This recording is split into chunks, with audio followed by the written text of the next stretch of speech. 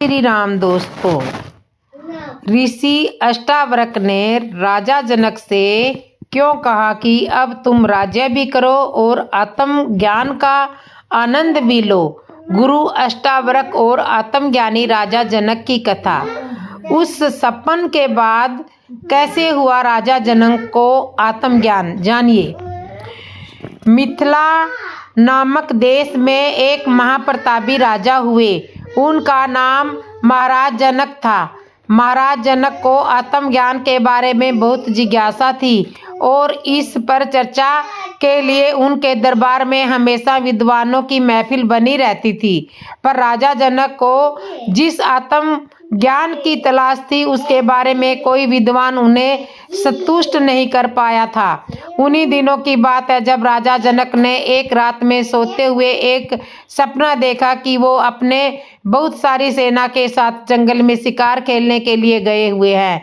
एक जंगली सुअर का पीछा करते करते राजा जनक बहुत दूर तक निकल गए। उनकी सारी सेना पीछे छूट गई और वह सुअर घने जंगल में बहुत दूर जाकर के अदृश्य हो गया। राजा जनक थक करके चूर हो चुके थे। उनकी पूरी सेना का कोई पता नहीं था। अब राजा को बहुत तेज भूख प्यास लगने लगी थी। बेचैन होकर राजा ने इधर उधर नजर दौड़ाई तो कुछ भी दूर तक उन्हें एक झोपड़ी नजर आई जिसमें से धुआं उठ रहा था। राजा जनक ने सोचा कि वहां कुछ खाने पीने के लिए मिल जाएगा। वो झोपड़ी में गए तो देखा कि झोपड़ी के अंदर एक बुढ़िया औरत बैठी हुई थी और राजा ने कहा, मैं एक राजा हूँ और मुझे खाने के लिए कुछ दे दो, मैं भूखा हूँ। बुढ़िया ने कहा, इस समय खाने के लिए कुछ भी नहीं है और मुझसे काम भी नहीं होता है, लेकिन यदि तुम चाहो तो वहाँ थोड़े से चावल रखे हुए हैं, तुम उनको पका करके खा सकते हो। राजा ने सोचा, इस समय इसके अतिरिक्त और कोई उपाय भी तो नहीं है। राजा ने बड़ी मुश्किल से चूल्हा जलाकर किसी तरह भात को पकाया। फिर जैसे ही राजा एक केले के पत्ते पर रखकर उस भात को खाने लगे, तभी तेजी से दौड़ता हुआ एक सांड आया और पूरे भात पर धूल गिर गई। उसी समय राजा की आंखें खुल गई और वो राजा आश्चर्यचकित होकर के चारों ओर देखने लगा। उसके मन में ख्याल आया कि मैंने एक राजा होकर इस तरह का स्वप्न क्यों देखा। यही सोचते हुए राजा को पूरी रात नींद नहीं आई। दूसरी सुबह राजा ने 2 सिंहासन बनवाए और एक ऐलान अपने राज्य में कर दिया कि मेरे 2 पक्ष हैं। जो कोई मेरे पहले प्रश्न का जवाब देगा मैं उसको अपना आधा राज्य दूंगा और यदि नहीं दे पाया तो बदले में आजीवन कारावास मिलेगा, तथा जो मेरे प्रश्न का उत्तर देगा मैं उसे पूरा राज्य दूंगा और यदि मैं नहीं दे पाया तो उसे फांसी की सजा होगी। राजा ने ये दोनों सजाएं इसलिए तय कर दी थी कि वही लोग उनका उत्तर देने में आएंगे जिनको वास्तविक ज्ञान हो। ऐसा न करने पर फालतू लोगों की काफी भीड़ हो सकती थी। इधर क्या हुआ कि अष्टावक्र के पिता को धन की कमी हो गई तो वे राजा जनक के आधे राज्य के इनाम वाला उत्तर देने चले गए और उत्तर ठीक से नहीं दे पाए, अतः आजीवन कारावास में डाल दिए गए। इस तरह 12 साल गुजर गए। अष्टावक्र अब 12 वर्ष की आयु के हो गए थे और लगभग विकलांग जैसे थे। एक दिन राजा अष्टावक्र अपने साथियों के साथ खेल रहे थे। सब अपने पिता के बारे में बात करने लगे तो अष्टावक्र भी करने लगे। अब क्योंकि बच्चे ने उनके पिता को जेल में पड़े होने के कारण कभी नहीं देखा था, इसलिए सब बच्चों ने उन्हें झिड़क दिया कि झूठ बोलते हो, तुम्हारे पिता तो कोई है ही नहीं, हमने उन्हें कभी देखा ही नहीं है। अष्टावक्र जी अपनी माँ के पास गए और बोले कि माँ, आज तुम्हें बताना ही होगा कि मेरे पिता कहाँ हैं। वास्तव में जब भी बालक अष्टावक्र अपने पिता के बारे में पूछते हैं तो उसकी माँ जवाब देती है कि वे धन कमाने बाहर गए हुए हैं। आज अष्टावक्र जी जिद पकड़ गए कि उन्हें सच बताना ही पड़ेगा कि उनके पिता कहाँ है। तब हार कर उनकी माँ ने उन्हें बताया कि वे राजा जनक की जेल में है। जेल में पड़े हुए हैं। बालक अष्टावक्र ने कहा कि वे अपने पिता को छुड़वाने जाएंगे और राजा के दोनों प्रश्नों का जवाब भी देंगे। उनकी माँ ने बहुत कहा कि यदि राजा ने तुझे भी जेल में डाल दिया तो फिर मेरा कोई सहारा नहीं रहेगा। लेकिन अष्टावक्र जी ने उनकी एक नहीं सुनी और वे कुछ बालकों के साथ राजा जनक के महल के सामने पहुंच गए।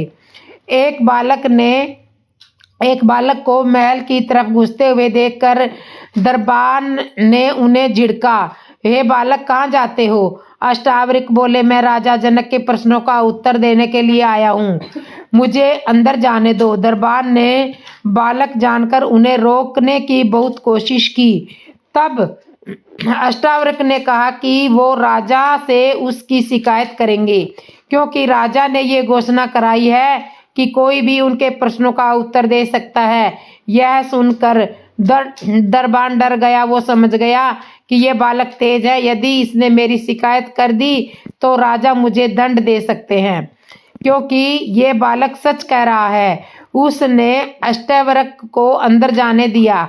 अंदर राजा की सभा जमी हुई थी। अष्टावक्र जी जाकर सीधे उस सिंहासन पर बैठ गए जिस पर बैठने वाले को राजा के दूसरे प्रश्न का जवाब देना था और इनाम में पूरा राज्य मिलता तथा जवाब न दे पाने की दशा में उन्हें फांसी की सजा मिलती। एक विकलांग बालक को ऐसा करते देखकर सब आश्चर्यचकित रह गए और फिर पूरी सभा जोर जोर से हंसी। उनके चुप हो जाने के बाद अष्टावक्र जोर से हंसे। राजा जनक ने कहा कि सभा के विद्वान क्यों हंसे, ये तो मेरी समझ में आया, पर तुम क्यों हंसे ये मेरी समझ में नहीं आया। अष्टावक्र ने कहा, राजा, मैं इसलिए हंसा कि मैंने सुना था कि आपके यहाँ विद्वानों की सभा होती है, पर मुझे तो इनमें कोई भी विद्वान नजर नहीं आ रहा है। ये सब तो चमड़े की परख करने वाले चरमकार मालूम होते हैं। अष्टावक्र के ये कहते ही राजा जनक समझ गए कि यह बालक कोई साधारण बालक नहीं है, लेकिन अष्टावक्र के द्वारा विद्वानों को चरमकार करते ही सभा में मौजूद विद्वान भड़क उठे। उन्होंने कहा, ये चप्पल बालक हमारा अपमान करता है। अष्टावक्र ने कहा, मैं किसी का अपमान नहीं करता, पर लोगों को मेरा विकलांग शरीर दिखाई देता है। विकलांग शरीर होने से क्या इसमें विराजमान आत्मा भी विकलांग हो जाती है?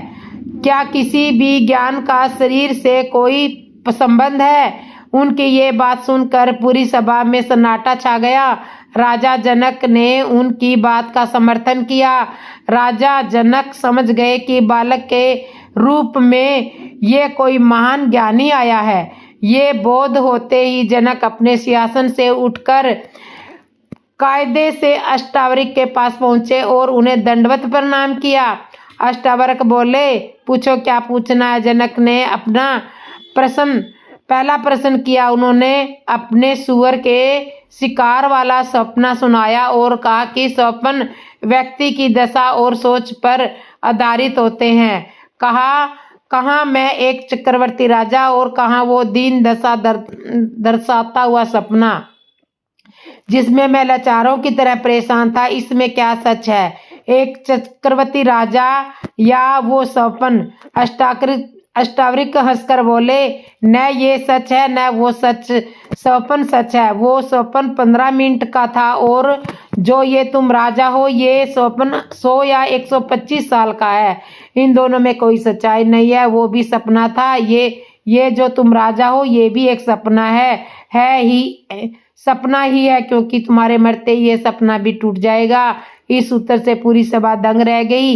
इस उत्तर से सीधे राजा को आत्मा को हिला दिया और वे संतुष्ट हो गए। आधा राज्य अष्टावक्र जी को दे दिया, पर क्योंकि अष्टावक्र पूरे राज्य के इनाम वाली कुर्सी पर बैठे हुए थे, इसलिए बोले, बताओ राजन, तुम्हारा दूसरा प्रश्न क्या है? जनक जी ने कहा, मैंने शास्त्रों में पढ़ा है और बहुतों से सुना है कि यदि कोई सच्चा संत मिल जाए तो परमात्मा का ज्ञान इतनी देर में हो जाता है जितना घोड़े की एक रकाब से दूसरी रकाब में पैर रखने में समय लगता है। अष्टावक्र बोले, बिल्कुल सही सुना है। राजा बोले, ठीक है, फिर मुझे इतने समय में परमात्मा का अनुभव कराओ। अष्टावक्र जी बोले, राजन तैयार हो जाओ, लेकिन इसके बदले में मुझे क्या मिलेगा? जनक बोले, मेरा सारा राज्य मिलेगा आपको। अष्टावक्र जी बोले, राज्य तो तुम्हें भगवान का दिया हुआ है, इसमें तुम्हारा क्या है? जनक बोले, मेरा ये शरीर भी आपका। अष्टावक्र बोले, तुमने वन तन तो मुझे दे दिया, लेकिन तुम्हारा मन अपनी चलाएगा। तब जनक बोले, मेरा ये मन भी आपका हुआ। अष्टावक्र बोले, देखो राजन, तुम मुझे अपना तन मन धन सब दे चुके हो, अब मैं इसलिए इसका मालिक हूँ, तुम नहीं। तो मैं हुक्म करता हूँ कि तुम सबके जूतों में जाकर बैठ जाओ। यह बात सुनकर दरबार में सन्नाटा छा गया, मगर राजा जनक समझदार थे, जरा भी नहीं झुंझलाए और जूतियों में जाकर के बैठ गए। अष्टावक्र ने ऐसा इसलिए किया कि राजा से लोक लाज छूट जाए। लोक लाज रुकावट है, बड़े बड़े लोग यहाँ आकर रुक जाते हैं। फिर अष्टावक्र ने कहा कि यह धन और मन मेरे हैं, मेरे धन में मन न लगाना। राजा का ध्यान बार बार अपने राजधन की ओर जाता है और वापिस आ जाता है कि नहीं, यह तो अब अष्टावक्र जी का हो चुका है। मन की आदत है, यह बेकार और चुप नहीं बैठता, कुछ न कुछ सोचता ही रहता है। राजा का मन का यह खेल अष्टावक्र देख रहे थे। आखिर राजा आंखें बंद करके बैठ गए कि मैं बाहर न देखूं, न मेरा मन वैभव में भागे। अष्टावक्र जी यही चाहते थे। उन्होंने राजा जनक से कहा, तुम कहाँ हो? राजा जनक बोले, मैं यहाँ हूँ। इस पर अष्टावक्र बोले, तुम मुझे मन भी दे चुके हो, खबरदार जो इसमें कोई ख्याल भी किया और उठाया हो तो। राजा जनक समझदार थे, समझ गए कि अब मेरे अपने मन पर भी मेरा कोई अधिकार नहीं है। समझने की देर थी कि मन रुक गया। अब ख्याल बंद हुआ तो अष्टावक्र ने अपनी अनुग्रह दृष्टि दे दी। रूह अंदर ही यात्रा पर चल पड़ी, रूहानी मंजिल की सैर करने के लिए। राजा को अंतर का आनंद होने लगा। घंटे भर पश्चात राजा जनक को अष्टावक्र ने आवाज दी। राजा ने अपनी आंखें खोली तो अष्टावक्र ने पूछा, क्या तुम्हें ज्ञान हो गया? राजा जनक ने जवाब दिया, हाँ हो गया। अब अष्टावक्र ने कहा, मैं तुम्हें तन मन धन वापिस देता हूँ, इसे अपना न समझना। अब तुम राज्य भी करो और आत्म ज्ञान का आनंद भी लो। इस तरह से अष्टावक्र ने 1 सेकंड में मुक्ति और जीवन मुक्ति पाने की विधि बताई और ज्ञान दिया। राजा जनक ने अष्टावक्र जी के पिता और सभी कैदियों को रिहा करा दिया। राजा जनक ने उन्हें गुरु का स्थान दिया और आत्म ज्ञान प्राप्त किया। तो इस तरह से ऋषि अष्टावक्र ने राजा जनक से कहा था कि अब तुम राज्य भी करो और आत्म ज्ञान का आनंद भी लो। धार्मिक कथा, रावण का जन्म कैसे हुआ? जब श्री राम अयोध्या में राज्य करने लगे तब एक दिन समस्त ऋषि मुनि रघुनाथ जी का अभिनंदन करने के लिए अयोध्या में आए। श्री राम जी ने उन सब का यथोचित सत्कार किया। वार्तालाप करते हुए अगस्त्य मुनि कहने लगे, युद्ध में आपने जो रावण का संहार किया वह कोई बड़ी बात नहीं है, परंतु द्वंद्व युद्ध में लक्ष्मण के द्वारा इंद्रजीत का वध सबसे अधिक आश्चर्य की बात है। यह मायावी राक्षस युद्ध में सब प्राणियों के लिए अवंध्य था। उनकी बात सुनकर रामचंद्र जी को बड़ा आश्चर्य हुआ। वे बोले, मुनिवर, रावण और कुंभकर्ण भी तो महान पराक्रमी थे, फिर आप केवल इंद्रजीत मेघनाथ को ही इतनी प्रशंसा क्यों करते हो? महोदर प्रहस्त वीरापाक्ष भी कम वीर नहीं थे। इस पर अगस्त्य मुनि जी बोले, इस प्रश्न का उत्तर देने से पहले मैं तुम्हें रावण के जन्म, वैर, प्राप्ति आदि का विवरण सुनाता हूँ। ब्रह्मा जी के पुलत्स्य नामक पुत्र हुए थे, जो उन्हीं के समान तेजस्वी और गुणवान थे। एक बार वे महरगिरी पर तपस्या करने गए वह स्थान अत्यंत रमणीक था, इसलिए ऋषियों, नागों, राजऋषियों आदि की कन्याएं वहां क्रीड़ा करने के लिए जाती थी। इससे उनकी तपस्या में विघ्न पड़ता था। उन्होंने उन्हें वहां जाने से मना किया। जब वे नहीं मानी तो उन्होंने श्राप दे दिया कि कल से जो लड़की यहाँ मुझे दिखाई देगी वह गर्भवती हो जाएगी। सब कन्याओं ने तो वहां आना बंद कर दिया, परंतु राजऋषि तृणबिंदु की कन्या श्राप की बात से अनजान होने के कारण उस आश्रम में आ गई और महर्षि की दृष्टि पड़ते ही वह गर्भवती हो गई। जब तृणबिंदु को यह बात मालूम हुई तो उन्होंने अपनी कन्या को पत्नी के रूप में महर्षि को अर्पित कर दिया। इस प्रकार विश्रवा का जन्म हुआ, जो अपने पिता के समान वेदविद और धर्मात्मा हुआ। मां मुनि भारद्वाज ने अपनी कन्या का विवाह विश्रवा से कर दिया। उनके वैश्रणव नाम का पुत्र हुआ। वह भी धर्मात्मा और विद्वान था। उसने भारी तपस्या करके ब्रह्मा जी को प्रसन्न किया और यम, इंद्र तथा वरुण के सदृश परलोक का पद पाया। फिर उसने त्रिकुट पर्वत पर बंसी लंका को अपना निवास स्थान बनाया और राक्षसों पर राज्य करने लगा। श्री राम ने आश्चर्य से पूछा, तो क्या कुबेर और रावण से भी पहले लंका में मांस बक्सी राक्षस रहते थे? फिर उनका पूर्वज कौन था? यह सुनने के लिए मुझे कौतूहल हो रहा है। तब अगस्त्य मुनि जी बोले, पूर्व काल में ब्रह्मा जी ने अनेक जल जंतु बनाए और उनसे समुद्र के जल की रक्षा करने के लिए कहा। तब उन जंतुओं में से कुछ बोले कि हम इसका रक्षा करेंगे और कुछ ने कहा कि हम इसका पूजा करेंगे। इस पर ब्रह्मा जी ने कहा कि जो रक्षण करेगा वह राक्षस कहलाएगा और जो यक्षण करेगा वह यक्ष कहलाएगा। इस प्रकार वे दो जातियों में बट गए। राक्षसों में हेती और परहेती दो भाई थे। परहेती तपस्या करने चला गया, परंतु हेती ने भया से विवाह किया, जिससे उसके विदु केतव नाम का पुत्र पैदा हुआ। विद्युत केस के सुकेश नामक पराक्रमी पुत्र हुआ। सुकेश के माल्यावान, सुमाली और माली नामक 3 पुत्र पैदा हुए। तीनों ने ब्रह्मा की तपस्या करके यह वरदान प्राप्त कर लिए कि हम लोगों का प्रेम अटूट हो और हमें कोई पराजित न कर सके। वर पाकर वे निर्भय हो गए और असुरों को सताने लगे और विश्वकर्मा से एक अत्यंत सुंदर नगर बनाने के लिए कहा। इस पर विश्वकर्मा ने उन्हें लंकापुरी का पता बताकर भेज दिया। वहां वे बड़े आनंद के साथ रहने लगे। माल्यवान के ब्रिज, मृष्टि, विरूपाक्ष, दुर्मुख, सुप्तधन, यज्ञकोश, मृत और उन्मत्त नामक 7 पुत्र पैदा हुए। सुमाली के प्रसव अक्ष्मन, विकर्ण, कालिकन, ध्रुवस, असिम, प्रसिव और भारक्रम नाम के 10 पुत्र हुए थे। माली के अनल, अनिल, हर और संपाति नामक 4 पुत्र हुए थे। ये सब बलवान और दृष्ट प्रकृति वाले होने के कारण ऋषि मुनियों को कष्ट दिया करते थे। उनके कष्टों से दुखी होकर ऋषि मुनिगण जब भगवान विष्णु की शरण में गए तो उन्होंने आश्वासन दिया कि हे ऋषियों, मैं इन दुष्टों का अवश्य ही नाश करूंगा। जब राक्षसों को विष्णु के इस आश्वासन की सूचना मिली तो वे सब मंत्रणा करके संगठित हो माली के सेनापति तब में इंद्रलोक पर आक्रमण करने के लिए चल पड़े। समाचार पाकर भगवान विष्णु ने अपने अस्त्र शस्त्र संभाले और राक्षसों का संहार करने लगे। सेनापति माली सहित बहुत से राक्षस मारे गए और शेष लंका की ओर भाग गए।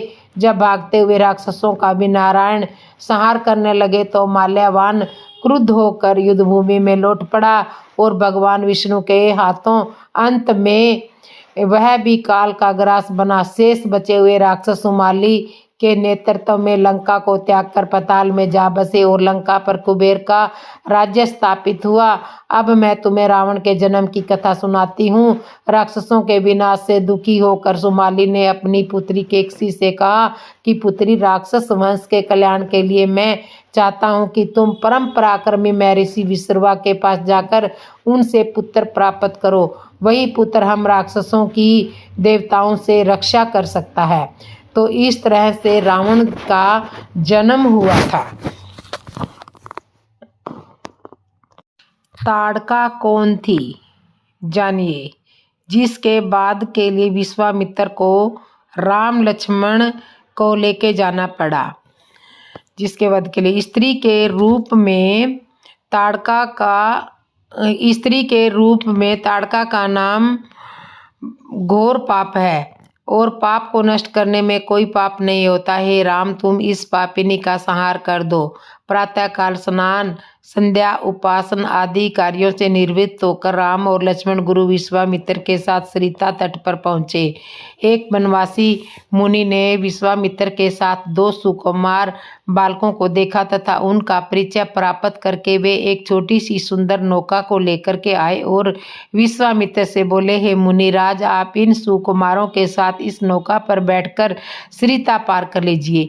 विश्वामित्र जी ने उस मुनि को धन्यवाद दिया और राम तथा लक्ष्मण के साथ नौका पर सवार होकर पार किया। इस प्रकार वे सागर से मिलन की आतुरता में कलकल नाद से साथ दौड़ती रही। इस नदी को पार कर गए। नदी के उस पार एक भयानक वन था। उस वन को देखकर राम बोले, गुरुदेव, यह वन तो बड़ा भयंकर है। सभी ओर से सिंह, व्याध आदि हिंसक पशुओं के दहाड़ने की, हाथियों के चिंगाड़ने की ध्वनि आ रही है। जंगली सुअर, भालू, वन भैंसे आदि वन्य प्राणी भ्रमण करते हुए दृष्टिगत हो रहे हैं। वृक्षों की सघनता के कारण सूर्य का प्रकाश इस वन के भीतर घुसने का साहस नहीं कर पा रहा है और इसी कारण बस चारों ओर अंधकार हो रहा है। इस अति दुर्गम वन का नाम क्या है? राम के इस प्रश्न का उत्तर विश्वामित्र जी ने इस प्रकार दिया, हे राघव, पूर्व काल में इस स्थान में वन न होकर मलदा और कुरूप नाम के 2 बड़े समृद्ध राज्य हुआ करते थे। दोनों ही राज्य ऊंची ऊंची अटकलाओं, विविधताओं तथा सुंदर पंथों से सुशोभित थे तथा धन धान्य और समृद्धि से परिपूर्ण थे। दूर दूर के व्यापारी यहाँ पर व्यापार करने आया करते थे, किंतु ताड़का नामक एक यक्ष कन्या ने उन दोनों राज्यों का विनाश कर दिया। ऋषि विश्वामित्र ने आगे बताया, ताड़का कोई साधारण स्त्री न होकर सुंद नाम के राक्षस की पत्नी थी और मारीच नामक राक्षस की माता थी। उनके शरीर में 1000 हाथियों के समान बल था और वह अत्यंत पराक्रमी और शक्तिशाली है। इस प्रदेश को नष्ट करने के पश्चात ताड़का ने अपने पुत्र मारीच के साथ मिलकर यहाँ के समस्त निवासियों को मार करके खा डाला। अब उनके भय से यहाँ 2-2 कोस दूर तक किसी मनुष्य की परछाई दिखाई नहीं देती। भूलवश यदि कोई यहाँ आ भी जाता है तो जीवित नहीं लौट पाता। उसी ताड़का का संहार करने के लिए ही मैं तुम्हें यहाँ पर लेकर आया हूँ। राम ने आश्चर्य से पूछा, गुरुदेव, स्त्रियां तो कोमल और दुर्लभ होती है, फिर ताड़का में 1000 हाथियों का बल कैसे आ गया? ऐसा प्रतीत होता है कि आवश्यक कुछ न कुछ रहस्य है। विश्वामित्र बोले, वत्स, तुम्हारा कथन सत्य है और वास्तव में इसके पीछे एक रहस्य है। सुकेतु नाम का ये एक अत्यंत बलशाली यक्ष था। वह संतानहीन था, अतः संतान प्राप्ति के उद्देश्य से उसने ब्रह्मा जी की कठोर तपस्या की थी। उसकी तपस्या से प्रसन्न होकर ब्रह्मा जी ने उसे संतान होने का वरदान दिया था। परिणाम स्वरूप ताड़का का जन्म हुआ। सुकेतु के द्वारा ताड़का के अत्यंत बली होने का वर मांगने पर ब्रह्मा जी ने उसके शरीर में 1000 हाथियों का बल दे दिया। विवाह योग्य आयु होने पर सुकेतु ने ताड़का का विवाह सुंद नामक राक्षस से कर दिया और उससे मारीच का जन्म हुआ। मारीच भी अपनी माता के समान बलवान और पराक्रमी था। वह सुंद राक्षस का पुत्र होकर भी समय राक्षस नहीं था, किंतु बाल्यकाल में वह बहुत उपद्रवी था। ऋषि मुनियों का अकारण कष्ट दिया करता था। उसके उपद्रवों से तत्र होकर एक दिन अगस्त्य मुनि उसे राक्षस हो जाने का श्राप दे दिया। अपने पुत्र के राक्षस गति प्राप्त हो जाने पर सुंद अत्यंत क्रोधित हो गया और अगस्त्य मुनि को मारने के लिए दौड़ा। इस पर अगस्त्य मुनि ने श्राप देकर सुंद को तत्काल भस्म कर दिया। अपने पति की मृत्यु का बदला लेने के लिए ताड़का भी अगस्त्य मुनि पर झपटी। इस पर अगस्त्य मुनि ने श्राप देकर ताड़का के सौंदर्य को नष्ट कर दिया और वह अत्यंत कुरूप हो गई। अपनी कुरूपता को देखकर और अपने पति की मृत्यु का बदला लेने के लिए ताड़का ने अगस्त्य मुनि के आश्रम को नष्ट करने का संकल्प किया है। अतः हे राम, मैं तुम्हें आज्ञा देता हूँ कि तुम ताड़का का वध करो। तुम्हारे अतिरिक्त इसका वध कोई नहीं कर सकता। अपने मन से यह विचार निकाल दो कि वह स्त्री है और स्त्री का वध मैं कैसे करूं? स्त्री के रूप में वह एक घोर पाप है और पाप को नष्ट करने में कोई पाप नहीं होता। समस्त संशय को त्याग कर मेरी आज्ञा से तुम इस पापनी का संहार कर दो। राम ने कहा, गुरुदेव आपकी आज्ञा मुझे शिरोधार्य है। समस्त मानवों के कल्याण के लिए मैं आवश्यक ही ताड़का का वध करूंगा।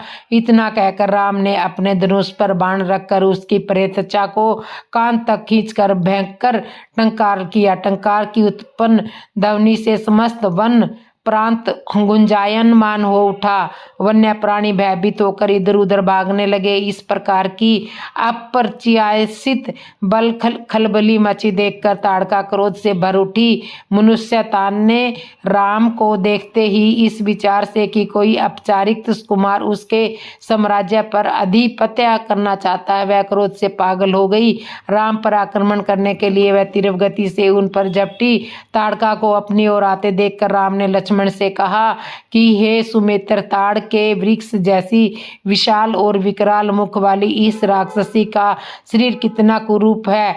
इसकी मुख मुद्रा देखकर यह प्रतीत होता है कि यह बड़ी हिंसक है और निरीह प्राणियों की हत्या करके उनका रक्तपान करने में इसे बहुत आनंद आता है। तुम एक तरफ सावधान होकर खड़े हो जाओ और देखो कि कैसे इसे मैं अपने यमलोक में भेजता हूँ। विकराल देह धारणी ताड़का अपने बड़े बड़े दांत चमकाती भुजाओं को फैलाए हुए द्रुतगामी बिजली की तरह राम और लक्ष्मण पर अत्यंत वीरता के साथ झपटी। राम इस भयंकर आक्रमण के लिए पहले से ही तत्पर थे। उन्होंने तीक्ष्ण बाण चलाकर उनके हृदय को छलनी कर दिया। उसके वक्ष स्थल से गरम गरम रक्त की धारा प्रवाहित हो उठी। वह आक्रमण करने के लिए पुनः टूट पड़े। इससे पूर्व ही श्री राम ने एक और बाण चला दिया और सीधे उसकी छाती में जाकर लगा और वह पीड़ा से चीखती हुई चक्कर खा करके पृथ्वी पर गिर पड़ी और अगले ही क्षण उसके प्राण पखेरु उड़ गए। राम के इस रण कौशल और ताड़का की मृत्यु से ऋषि विश्वामित्र अत्यंत प्रसन्न हुए। उनके मुख से रामचंद्र जी के लिए आशीर्वाद निकलने लगे। गुरु की आज्ञा से वही पर सभी ने रात्रि को व्यतीत किया। प्रातःकाल उन्होंने देखा कि ताड़का के आतंक से मुक्ति पा जाने के कारण उस वन की भयंकरता और विकरालता सब समाप्त हो गई है। तो इस तरह से ताड़का का वध श्री राम जी और लक्ष्मण जी ने किया। राम जी का प्रश्न और विश्वामित्र जी का उत्तर जानिए। ऋषि विश्वामित्र ने बताया, हे राम, जनक मिथिला के राजाओं की उपाधि है जो चिरकाल से चली आ रही है। दूसरे दिन राम और लक्ष्मण अपने नित्य कर्म और संध्या वंदना आदि से निवृत्त हुए और प्रणाम करने के उद्देश्य से गुरु विश्वामित्र सिंह के पास पहुँचे। वहाँ उपस्थित आश्रमवासी तपस्वियों से राम और लक्ष्मण को ज्ञात हुआ कि मिथिला में राजा जनक ने धनुष यज्ञ का आयोजन किया है। उस धनुष युग में देश देशांतर के राजा लोग भाग लेने के लिए आ रहे हैं। रामचंद्र ने गुरु विश्वामित्र से पूछा, गुरुदेव, इस धनुष की क्या विशेषता है और इस यज्ञ का क्या आयोजन का क्या उद्देश्य है? ऋषि विश्वामित्र ने बताया, हे राम, जनक मिथिलापुरी के राजाओं की उपाधि है जो चिरकाल से चली आ रही है।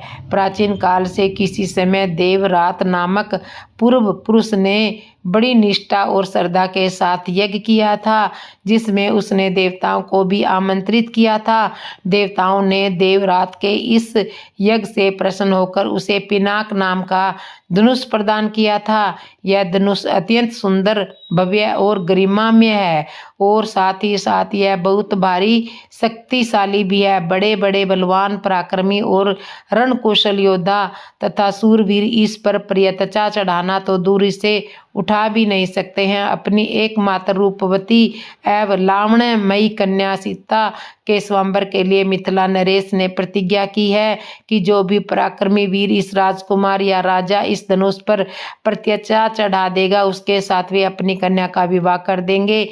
अनेक देशों के राजा एवं राजकुमार बड़ी भारी संख्या में इस यज्ञ में भाग लेने के लिए मिथिलापुरी पहुंच रहे हैं। हम लोगों की भी इच्छा इस यज्ञ को देखने की है। अतः तुम भी हमारे साथ मिथिलापुरी चलो, उसे देखकर तुम लोगों को भी प्रसन्नता होगी। मैं ऋषि का आदेश अनुसार राम और लक्ष्मण ने भी विश्वामित्र तथा अन्य ऋषि मुनियों के साथ मिथिलापुरी की ओर प्रस्थान किया। मार्ग में अनेक प्रकार के दृश्यों का अवलोकन करते हुए वे आध्यात्मिक चर्चा करते हुए जाते थे। इस प्रकार वे सोन नदी के तट पर पहुंचे। विश्वामित्र सहित सभी ऋषि मुनि एवं राजकुमारों ने सरिता के शीतल जल से स्नान किया। उसके बाद संध्या उपासना आदि से निर्भीत होकर धार्मिक कथाओं की चर्चा में व्यस्त हो गए। रात्रि अधिक हो जाने पर गुरु की आज्ञा से सभी ने वहीं पर रात्रि व्यतीत की। प्रातः नित्य कर्म तथा संध्या वंदन आदि से निर्वृत्त होने के पश्चात वह मंडली आगे की ओर बढ़ी। वे परम पावन गंगा नदी के तट पर पहुंचे। उस समय मध्याह्न होने के कारण भगवान भास्कर आकाश के मध्य में पहुंच चुके थे और गंगा का दृश्य अत्यंत मनोरम दिखाई दे रहा था। अटखेलियां करती हुई लहरों में सूर्य के अनेकों प्रतिबिंब दिखाई दे रहे थे। जल में कौतुकमयी मछलियां क्रीड़ा कर रही थी और नभ में सारस हंस जैसे पक्षी अपनी मीठी मीठी बोली में बोल रहे थे। दूर दूर तक सुनहरे रेत के कण बिखरे पड़े हुए थे और तटवर्ती वृक्षों की अनुपम शोभा दृष्टिगत हो रही थी। राम इस दृश्य को अपलक दृष्टि से देख रहे थे। उन्हें देखकर विश्वामित्र ने पूछा, वत्स, इतना भाव विभोर होकर तुम क्या देख रहे हो? राम ने कहा, गुरुदेव, मैं सूरसरी की इस अद्भुत छटा को देख रहा हूँ। इस परम पावन सलीला के दर्शन मात्र से मेरे हृदय को अपूर्व शांति मिल रही है। भगवान, मैं आपके श्रीमुख से यह सुनना चाहता हूँ कि इस कलुषहारिणी पवित्र नदी की उत्पत्ति कैसे हुई? राम का प्रश्न सुनकर ऋषि विश्वामित्र बोले, हे राम, अनेक प्रकार के कष्टों और तापों को निवारण करने वाली गंगा की गाथा अत्यंत मनोरंजक और रोचक है। मैं तुम सभी को यह कथा सुनाता हूँ। ऋषि विश्वामित्र ने इस प्रकार कथा सुनाना आरंभ किया। पर्वतराज हिमालय की अत्यंत रूपवती, लावण्यमयी एवं सर्वगुण संपन्न 2 कन्याएं थी। इन कन्याओं की माता सुमेरु पर्वत की पुत्री मैना थी। बड़ी कन्या का नाम गंगा और छोटी का नाम उमा था। गंगा अत्यंत प्रभावशाली थी और असाधारण देवी गुणों से संपन्न थी। वह किसी बंधन को स्वीकार न कर मनाने मार्गों का अनुसरण करती थी। उसकी हर असाधारण प्रतिभा से प्रभावित होकर देवता लोग विश्व के कल्याण की दृष्टि से उसे हिमालय से मांग करके ले गए। पर्वतराज की दूसरी कन्या उमा बड़ी तपस्विनी थी। उसने कठोर और असाधारण तपस्या करके शिव जी को वर के रूप में प्राप्त कर लिया। विश्वामित्र के इतना कहने पर राम ने कहा, हे भगवान, जब गंगा को देवता लोग सुरलोक ले गए तो यह पृथ्वी पर कैसे अवतरित हुई और गंगा को त्रिपथा क्यों कहते हैं? तो इस तरह से इसकी आगे की कथा मैं आपको अगली वीडियो में बताऊंगी। दोस्तों, आपको यह कथा कैसे लगी? अच्छी लगी हो तो कमेंट में बताना। जय श्री राम दोस्तों।